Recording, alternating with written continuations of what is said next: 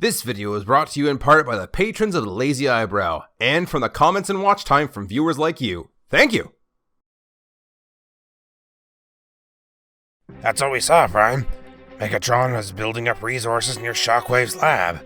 My officers can confirm a lot of movement in the Kaon region. We have a feeling Shockwave has a big experiment we're not gonna want to see. That does not sound good. I want you three to investigate this matter. That much energy on Shockwave's hands is never a good sign. Optimus, come check this out. What is it? The tracking chips we installed in Starscream's Seeker Squadron are on the move again. Spatial time vortex is getting incredible. Whatever future civilization is making this music really knows how to... Dude, get over here. Wow. Wasteland That's of Optimus oxidation. Prime in there. Hang out that way, then there has to be an extremely important I'm on reason his why team, they he's come cool. order an entire Yeah, squad but to I'm handle not. such a turbulent I'm sector sick of cybercrime. working on the Sentinel's command, and I want Optimus and Lackney so I can put in for transfer. Get over here before he sees us. Nah, man, he's cool. Watch. Yo, what's shaking, Optimus? What's up, Blaster? I want to introduce you to my friend J14. Where is he? Come on, man, get out here. You're embarrassing me in front of the Prime. You like jazz? And that, Autobots, is how old J14 got to be known as Jazz. Hey, man, not cool. Why, hello YouTube! Greetings from the Lazy Eyebrow to review something I never thought would see the light of day. It's Studio Series 86 Jazz. Jazz here is very inspired of the Porsche 935-76 Mugello variant. Like, very much inspired. But it being a Studio Series figure, when I first heard about this, I was sort of expecting a licensed vehicle, seeing as how 9 times out of 10 it's been a licensed vehicle, with the exception of the Bumblebee movie Planes and the upcoming Dark of the Moon Mirage. And yet, it's not licensed. As such, as close as this vehicle looks, it's also not the 935 at the same time. Like, it definitely has a ton of its cues, don't get me wrong, but a heavy bias was set on making sure the robot looked as close as physically possible, and as such, the first thing to get compromised, since there's no license, is of course, the vehicle mode, which in of itself looks like a cartoonified version of the 935. As a personal side note, I love the 935. It's one of my favorite cars, especially during some of its initial redesigns. I've been staring at this car for years, so seeing the leak for this the first time was like, well, let's just say I felt like Ivan Vanko. We got you the Porsche, pal! This is not my Porsche. What do you mean? That's the Porsche. That's the Porsche, yeah! Hey man, this is not my Porsche. Well, listen, even if it's not the Porsche, I mean, this is a gorgeous Porsche. I mean, you know, look, don't get so attached to things. Learn to let go. I'm about to get a little nitpicky. I'm not going to downplay that. If you hate hearing that from me, you can go ahead and skip this next part, because here goes. The front nose is way too curved. Aerodynamically, this is almost brick wall-like at high speeds, as opposed to the sleek aerodynamic curve of the actual car. I don't know what's up with these weird side skirts. For some reason, the designers felt they needed to curve out from the doors to the rear fenders. It really isn't cartoon or vehicle accurate, and it even covers up part of the robot mode later on. You can't even really modify them to fix that without completely redesigning and printing my own doors. The spoiler is this weird fishtail shape and super curvy that isn't accurate to really anything, and to top it all off, the feet are hanging off the back here, sort of looking like the rear arrow of the 935s after 1976, but in the completely wrong position to actually be that, especially when they seem to be trying very hard to emulate the 1976 935, the original toy, and some variations of the car were before the updated rear arrow was added to the late 1976 version. Was I expecting perfection from this?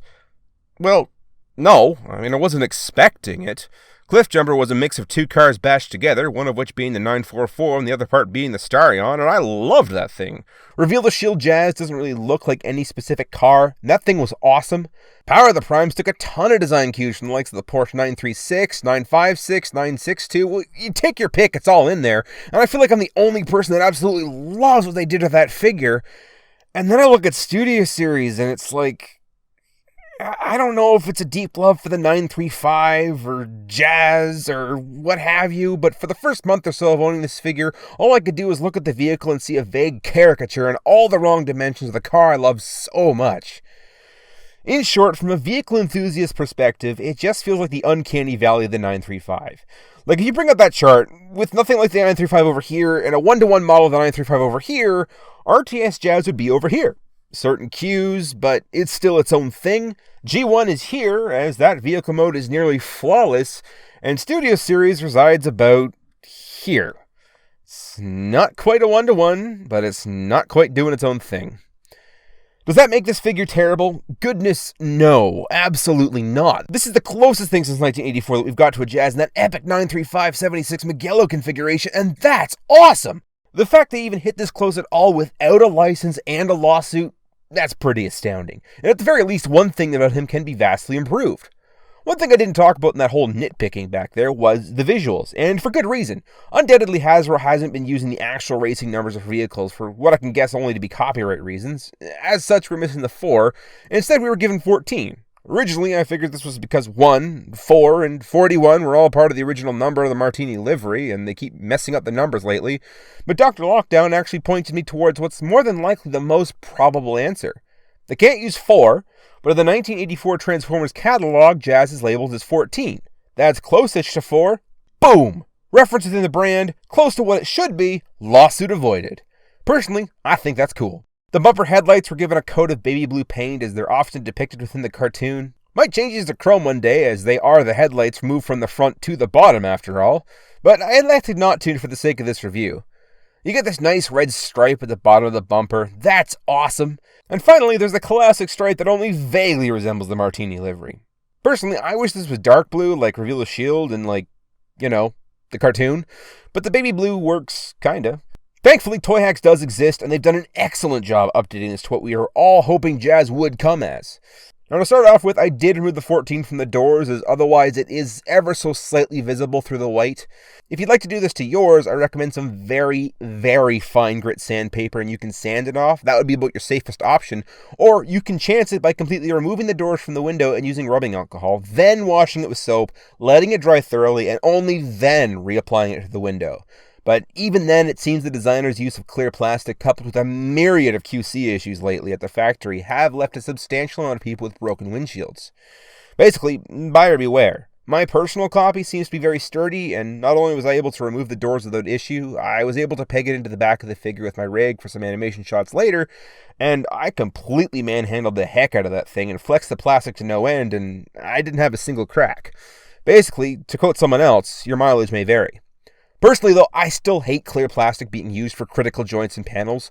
When flexed, clear is more likely to crack than to stress and bend, and considering I'm about to cover it all up anyway with stickers, it just makes me wish they'd stop using clear plastic altogether. It's not like they're molding seats and a dashboard in there. Windows are sort of a moot point. I don't claim to know how the inner workings of a toy factory operate, and apparently there are legitimate reasons why things need to be the way they are, but, yeah. I'm just going to go ahead and stick with my opinion about not liking clear plastic. As for positives about the clear plastic, though, check out that rear view mirror they molded into the windshield. That's completely unnecessary, but that's actually kind of cool. Something else that's really cool, the white paint actually matches the cast body. And this is white, no less. This is one of the hardest paints to match up, and aside from the littlest bit back here on the black, they've expertly done a great job doing so. Anyway, Toy Hacks. I've covered these a little more in depth in 123B, so if you want to see all the different configurations you can put on your figure, you can watch that.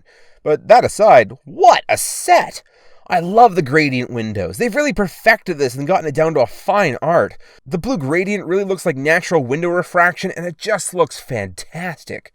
All the sponsorships are epic, the striping looks fantastic, and I especially love the stripes around the fenders. Like, this absolutely looks like a mini masterpiece, or an officially licensed Group 5 Porsche, and looking at it now with all these details, it just really brings out the best of this figure. But looking past the glaring issues like the feet hanging out or the stubby curved nose, look at the side profile of the car. Starting from the windshield going gradually down to the taillights, like, this is very, very much the 935 used in the 6 hours in Mugello. That is really, really well done, and again, how on earth is there not an ongoing lawsuit? I love the new reduced grille label, adding even more accuracy to the aesthetic. The side view mirrors that were given chromed labels for the actual mirror itself. They even nailed the vent details to cool off the brakes, and not just here, but here as well. The fuel tank has been molded into the hood. I mean, the placement shouldn't be exactly in the middle, but I'll take it. That's awesome. Toyhax even adds a little Porsche badge to the nose of the car. Like, little details like that just hit me where I live, man. Alright, so the proportions are a little exaggerated, and some of that benefits the robot mode, and yeah, the feet hanging off the back like a half-hearted attempt at the aerodynamic bodywork will always bug me. But once I got past that, this is such a wonderfully crafted G1 take on the figure, and the closest I feel we'll ever get to a mainline release of a G1 Jazz. Like, unless Takara can secure licensing rights, this may just be the closest we'll ever get to an official release of the character, and that is all kinds of incredible. And especially with the Toyhax labels, it just fits in alongside any of your other Jazz figures. It's probably one of the coolest vehicle modes in the Transformers line. Hey, there he is. It's the Porsche Man. Now you like the Porsche, is that right? Is that your Porsche? I'm confused. First you said it wasn't your Porsche, and now it seems like you're the best of pals. For size comparison, you got your Sunstrakers, your Wheeljacks, little bit of smokescreen, some Hoist, Masterpiece B 3.0, Run Amok, Cliff Jumper, and finally reveal the Shield tracks here, showing you that Deluxe can really mean anything nowadays. It really is hard to believe these were all sold at the same size class on the packaging.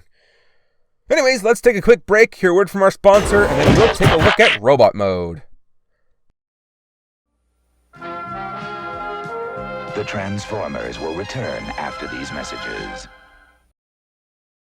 No. No. No. No! Trouble, Optimus? Jazz is getting a redesign after his last run-in with Soundwave, and I'm trying to find a chassis for him that's his size. But all of these different models are wildly different, and I have no idea which one should be the one to give him. Are you using the Transformer scale chart by Mike Lorber? No. What is it? Using official imagery, production sheets, and concept work, shared from some of the original artists that worked on the show, Mike Lorber has compiled a handy chart that showcases the size relationship that was all of us in 1984. That would help tremendously. Where do I find this? He has an Etsy shop where you can purchase all the reference materials from the whole cast of the show. And not just us, but other timelines as well. From the Bay universe, the animated universe, and the time where we were all animals and so on. You can find it in the link below. The link below what? You know, the link in the description. What are you on about, Wheeljack? Mike Lorber scale chart comparison posters. Pick yours up today. We now return to the Transformers. Welcome back! To transform Jazz, first open up the doors, then lift up the entirety of the roof section with the doors away from the car. Extend the back of the car into legs, flip the toes down, and rotate the fenders forward. Rotate the front fenders around to reveal shoulders. This next part of the transformation I found is especially important to do in a specific order of events to avoid paint chipping, and most importantly, Toyhax owners need to do this to avoid ruining their stickers. Okay, so right at the bottom, rotate the whole thing at the hips. Move the head to make this panel rotate for clearance. Fold in the hood panel to make a gap, then rotate the hood down as far as it will go. You're not pegging in the flap here just yet. Rotate the head up, and because of the way the hood is positioned now, there will be about 0.5 millimeter or about a 32nd of an inch clearance for the head and the paneling to clear the hood.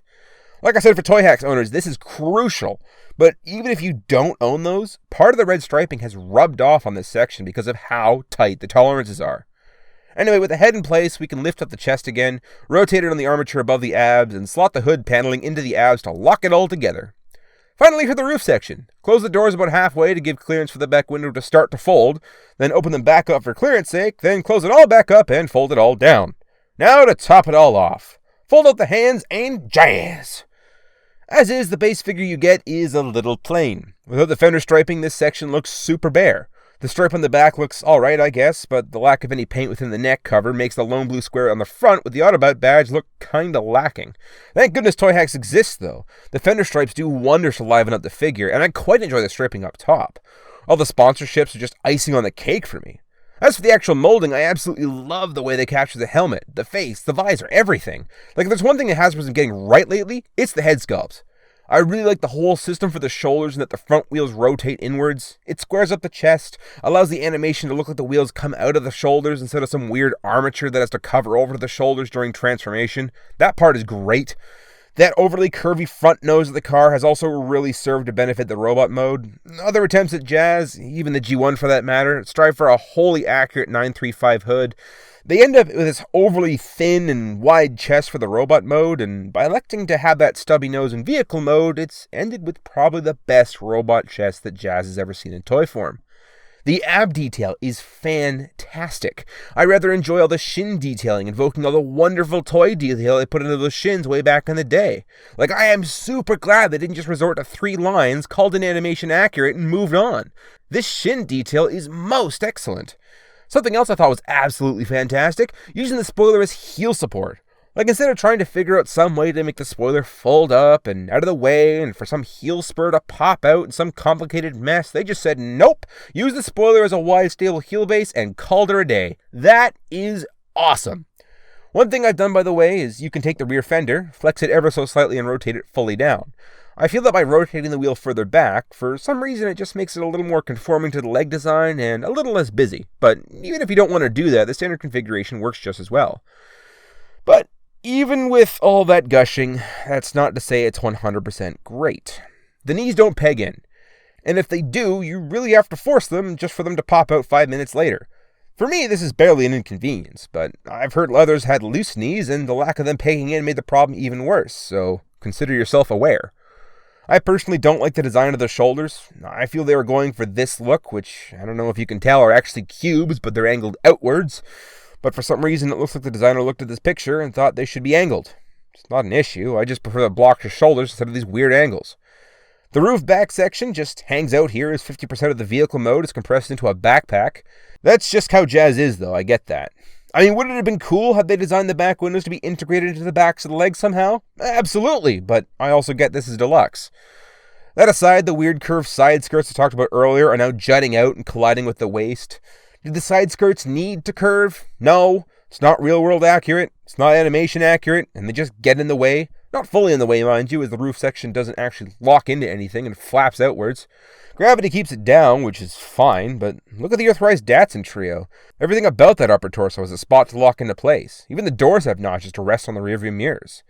Something like this actually does matter to me, as in my case, I use the back as a connection point for my rigging, and the unlocked back made animating a bit more of a challenge more than it should have been otherwise. Now for something else I've heard about considerably, the gaps in the mold. This is something that never bothers me, but I'm always impressed when it's dealt with. See Kingdom Cyclonus. Regardless, gaps exist in the forearms, the backs of the legs, and the thighs. Except, I think what they did as compensation in the thighs is right awesome. Like, look at all that hydraulic piston detail within the thigh. That's so cool! Anyway, if you're the kind of person that is really bothered by this, and you do have a 3D printer, may I recommend this set from Funby Studios. Included are arm fillers and thigh fillers, and using the arm filler design, they included the grappling hook as well. These work by just fitting into the arm. However, they are also designed with a 5mm peg so they fit within the hand when it retracts, making for vehicle mode storage as well. Aesthetically pleasing and functional. The thigh gaps slot into place. You can glue these in if you like. Mind you, I still prefer the piston detail myself. And finally, the arm filler that was redesigned into the grappling hooks works the same way as vehicle mode storage. So instead of being a hand attachment, it looks like it's actually an extension of the arm, which is pretty cool when things considered. Now we can go fishing for Sharkticons, or rappel down city buildings. Get off me. Oh man, you're no fun. And finally, the last thing it gets included with the kit, set of speakers and brackets. In vehicle mode, these clip to the spoiler. I don't exactly agree with this design choice, but it works. In robot mode, you open up the door wings and peg them into the 3mm slots. Personally, I feel these work far better in robot mode than do in vehicle. Now we bring ourselves to the official accessory he comes with. It's his blaster! And what a great representation in plastic that it is! Like, you compare it to the Power of the Primes version, and it's no contest. Like, what an upgrade!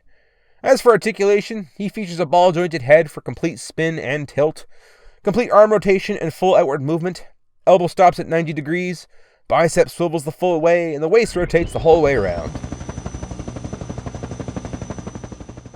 Legs go out about halfway as the thighs collide at the hips, however they go fully forward and backwards.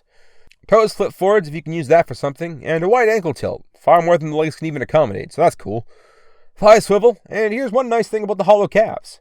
Because of their double hinge, you can get a wide range of articulation from them. Like Ford, if you want to make it look like he broke his knees or something, or just about a full 180, or even shorten them for some poses, like kneeling down and picking up blaster. Not a lot of figures can pull this off, and Jazz just does it wonderfully. Or how about high-kicking fellow sound enthusiast Soundwave? Or using the grappling hook and Wheeljack spoilers to say surf's up, and I'm talking up! For size comparison, Earthrise Cliff Jumper, Power of the Prime's Wind Charger, Earthrise Wheeljack, Earthrise Datsun, Siege Mirage, Siege Sideswipe, Earthrise Trailbreaker, Siege Ironhide while my Earthrise one gets repaired. It's the same size, you get the idea. Unique Toy Sound Mixer, a figure I feel would have fared far better sales-wide had it come out now instead of the height of the Masterpiece craze. Earthrise Optimus, Studio Series Grimlock, Siege Jetfire, Neckfans Toys Gears, and Netflix Masterpiece Wallaby 3.0. And oh man, does Jazz ever fit in with your Season 1 crew. Like, just look at this group shot. Aesthetically, and especially height-wise, it fits in wonderfully.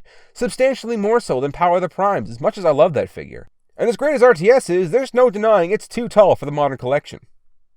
So that's my review for Studio Series Jazz. He's a wonderfully faithful G1-esque figure, the closest we've ever gotten to a mainline Jazz, and probably ever will. Like, you compare modern to what was available a decade ago, and it's like night and day. Which isn't to say the old ones are obsolete now. Those are still fantastic figures that took awesome artistic liberties to give the spirit of the character.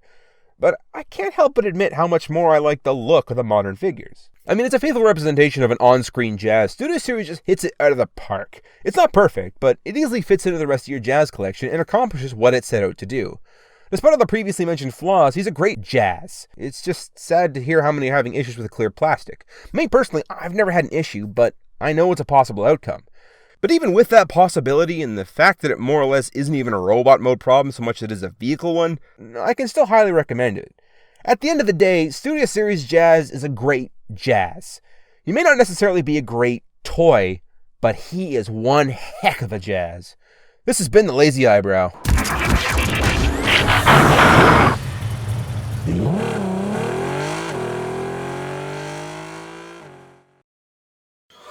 Thank you all for joining me for this review. This one took quite a while to grow on me, and I'm a little embarrassed about that, considering Jazz is my favorite after all. Where we're going next, I have no idea. Thanks again to all the Patreon supporters. They have been absolutely wonderful through these months and years and continuing to support me, and I absolutely thank you from the bottom of my support. Next review, like I said, no idea where it's going. I had an idea, then I picked up a few other figures, Kingdom Inferno being one of them, and that kind of surprised the little changes, but how much better that make the figure. And I think I'm going to go that way, but we'll see where it goes. Still got some Datsuns I want to look at. Not all of them at once, but we'll see how that goes. And yeah, thank you all for joining. We'll see you all in the next review, and stay safe.